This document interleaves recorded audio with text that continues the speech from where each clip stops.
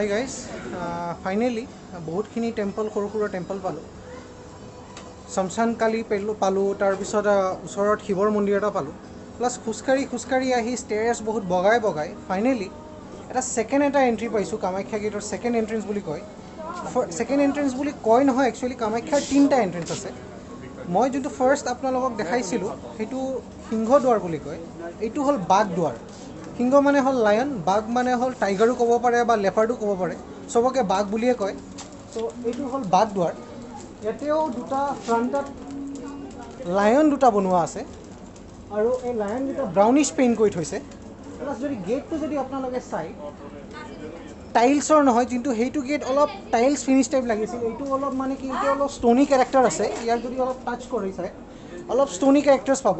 plus অলপ চিমেণ্টেৰী বহুৱা গৈছে যেন লাগিছে চ' ইয়াৰ ফিনিচিংটো অলপ তাতকৈ অলপ মানে কি ইয়াক অলপ এনচিয়েণ্ট ষ্টাইলত ৰাখিছে আগৰ সেইটো গেটটো এনচিয়েণ্ট ষ্টাইলটো অলমষ্ট গায়ব হৈ গৈছে জানো এটা মডাৰ্ণ জেনেৰেশ্যনৰ মডাৰ্ণ দৰৱাজা এটা সোমোৱা যেন লাগিছে বহুত দুখৰ কথা বাট মই কৈ আছোঁ আপোনাক this is a far better entrance than that one but কি ইয়াতে এইবিলাক অলপ ন'টিছ মাৰি মেলি অলপ দৰ্জাখনৰ মানে অলপ জকমকটো অলপ বৰবাদ কৰিছে বাট ন' মেটাৰ ইয়াৰ এণ্ট্ৰেঞ্চটো অলপ আহোম ষ্টাইলতে ৰাখিছে আপোনালোকে যদি ওপৰখিনি চাই ওপৰৰ ডিজাইনখিনি চাই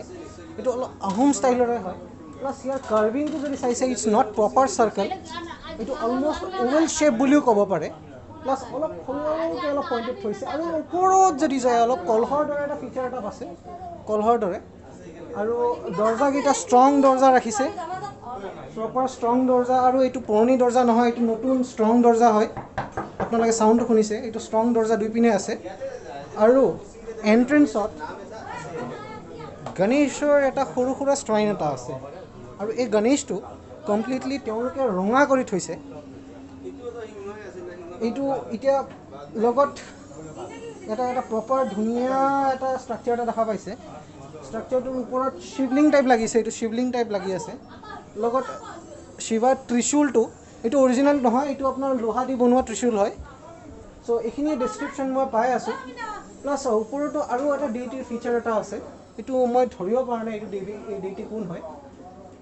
বাট এইটো এটা ভাল এটা ধুনীয়া এটা এটমছফিয়াৰ ক্ৰিয়েট কৰা আছে আৰু it's a far better entrance than the lion door ভাল লাগিছে ইটছ এ গুড ভিউ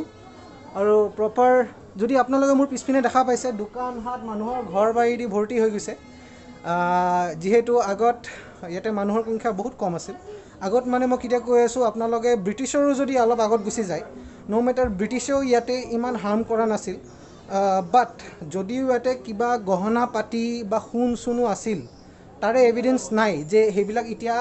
নাই একচুৱেলি চ' তাৰে এভিডেঞ্চ নাই যে তেওঁলোকে এক্সিষ্ট কৰিছিল নে নকৰিছিল বাট ষ্টিল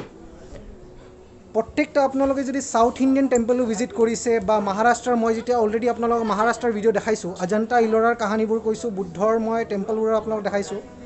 তাতে তেনেকুৱা একো এভিডেঞ্চ নাছিল ষ্ট'ন কাট পিলাৰ্ছ আছিল বিউটিফুল ডিজাইনছ আছিল বাট ইয়াৰে ডিজাইন ইমান নাই কাৰণ কিয় ইয়াতে আগত মানুহৰ আৰ্কিটেক্সাৰৰ ইমান প্ৰতি চখ নাছিল